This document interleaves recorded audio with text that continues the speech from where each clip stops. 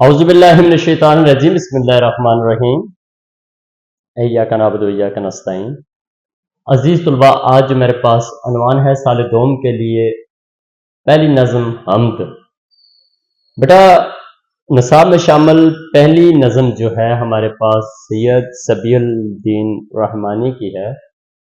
جس میں اللہ کی شان، کبریائی اور مکہ مدینہ کی رونقوں کا ذکر ہے۔ تو بیٹا کہتے کیا ہیں کہ کعبے کی رونق، کعبے کا منظر، اللہ اکبر اللہ اکبر، دیکھوں تو دیکھے جاؤں برابر، اللہ اکبر اللہ اکبر۔ حمد خدا سے تر ہیں زبانیں، کانوں میں رس گھلتی ہیں زبانیں، بس ایک صدا آ رہی ہے برابر، اللہ اکبر اللہ اکبر۔ بڑا یاد رکھنا، ایک صاحب ایمان اس کی دل کی تڑپ ہے، اس کی خواہش ہوتی ہے کہ وہ مکہ میں جائے، وہ مدینہ میں جائے، روضہ رسول پہ جائے، وہ مقام جو حضرت ابراہیم علیہ السلام اور حضرت اسماعیل علیہ السلام جہاں پہ کعبہ کی اول اینٹ رکھی اور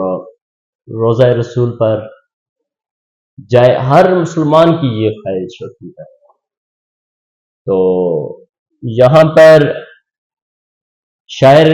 چونکہ وہاں پہ موجود ہے اور وہاں کے نظاروں کو بیان کر رہا ہے، شاعر وہاں پر موجود وہاں کے نظاروں کو بیان کر رہا ہے، کہتا کیا ہے کہ کعبے کی رونق، اللہ اکبر اللہ اکبر، اللہ تیری کیا شان ہے، کیا رنگ ہے کعبے، اس کی ظاہری شکل و صورت، اس کا سٹرکچر، دنیا کی سب سے پرانی اور حسین عمارت، اس کا سٹرکچر، اس کی خوبصورتی، وہاں پہ لوگوں کی عبادت میں مصروفیات یا مشغول عبادت، وہ رنگ بیان کر کے شاعر حیرت میں ڈوب کر کہتا ہے اللہ اکبر اللہ اکبر، اللہ تو سب سے بڑا ہے۔ اور کعبے کی رونق، کعبے کا منظر، اللہ اکبر دیکھوں تو دیکھے جاؤں برابر، جس کو دیکھتا ہوں کہ نظر ہٹتی نہیں ہے، وہ حسن کہ جسے دیکھ کر آنکھوں کو خیرہ نصیب ہو، دل کو سکون نصیب ہو، دیکھوں تو دیکھے جاؤں برابر، نگاہیں ہٹنے کا نام نہیں لیتی، ہائے ہائے دیکھتا رہ جاتا ہوں وہ منظر، اللہ اکبر اللہ اکبر۔ مزید کیا کہتا ہے، حمد خدا سے تر ہیں زبانیں، جتنی مخلوق وہاں پہ موجود ہے وہ اللہ تیری کبریائی، تیری بڑائی بیان جاری ہے، کوئی شرک نہیں ہے، کوئی تیرے سوا معبود نہیں ہے، صرف تیری عبادت۔ حمد خدا سے تر ہیں زبانیں، تیرا ہی ذکر ہے، زبانیں لوگوں کی تر ہیں، اور کانوں میں رس گولتی ہیں آذانیں، وہاں پہ صدائیں اٹھ رہی ہیں۔ اگر اہل ایمان ہو انسان تو اذان ہر جگہ پر اثر کرتی ہے، لیکن وہاں پر جو اثر ہے وہ بے تحاشا ہے، اللہ اکبر اللہ اکبر، اور یہ صدائیں اٹھتی ہیں تو کانوں میں رس گھولتی ہیں۔ کیا کہتا ہے، بس ایک صدا آ رہی ہے برابر، ہر طرف سے یہ پکار ہے، ہر زبان سے یہ آواز اٹھ رہی ہے، اللہ اکبر اللہ اکبر۔ اور وہاں پر جو طواف کیا جا رہا ہے، طواف کے دوران بھی جتنے بھی ذکر و اذکار ہیں، صفا و مروہ کے درمیان، جہاں کہیں جو بھی عمرہ یا حج کے دوران جو عبادات کا حصہ بنتے ہیں، وہ سارے منظر اور سارے وقت میں لوگوں کی زبانوں سے اللہ اکبر کے اللہ اکبر کی صدائیں بلند ہو رہی ہیں، اور ذکر و اذکار میں مختلف اذکار جو اللہ کی بڑائی کے لیے، اور لوگ وہ بیان کر رہے ہیں، اور یہ آوازیں برابر آ رہی ہے، ہر سو ہر طرف سے آ رہی ہیں۔ کیا کہتا ہے، کعبہ اتنا پر نور اور جاذب نظر ہے کہ دل مو لیتا ہے، آنکھیں بار بار اس کی طرف دیکھتی ہیں اور دیکھتی رہ جاتی ہیں مگر سیر نہیں ہوتی، ہر سو زبانوں پر اللہ کی تعریفیں ہیں اور اذانیں فضاؤں میں گونج رہی ہیں، اللہ تو سب سے بڑا ہے، اللہ تو سب سے بڑا ہے، اللہ اکبر اللہ اکبر۔ بیٹا یہ بطور ردیف ہے، تو منظر اور برابر بطور کافیہ یہ ردیف کے طور پر آ رہا ہے، اور ہمیشہ دوسرے شعر کے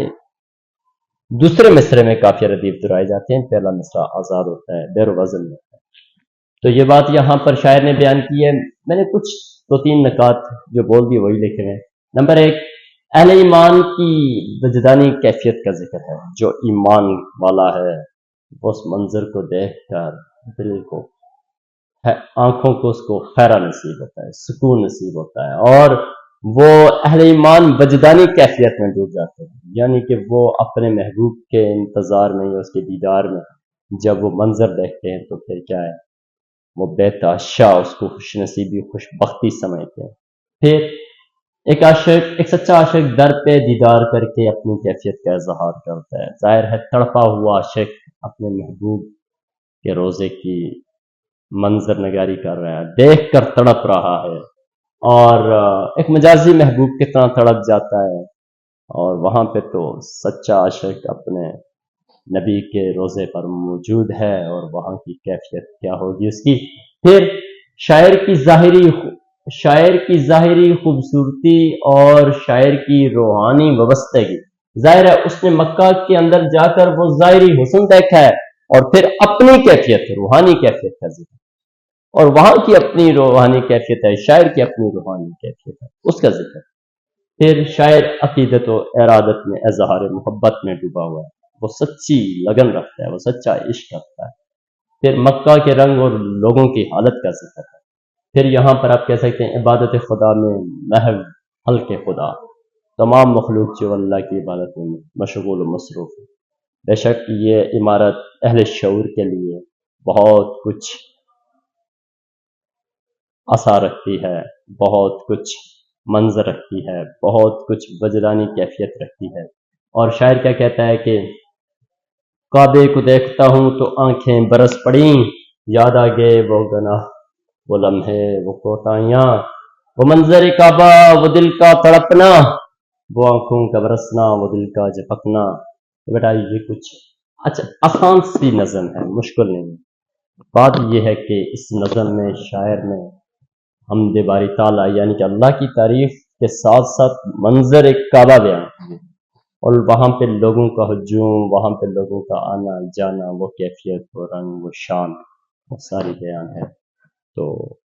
انشاءاللہ اچھا اس کے جو امدادی اشعار ہیں، جو دو دو تین تین باقی نظم کے اشعار میں آئیں گے، وہ آپ شفلنگ کر کے لکھ سکتے ہیں۔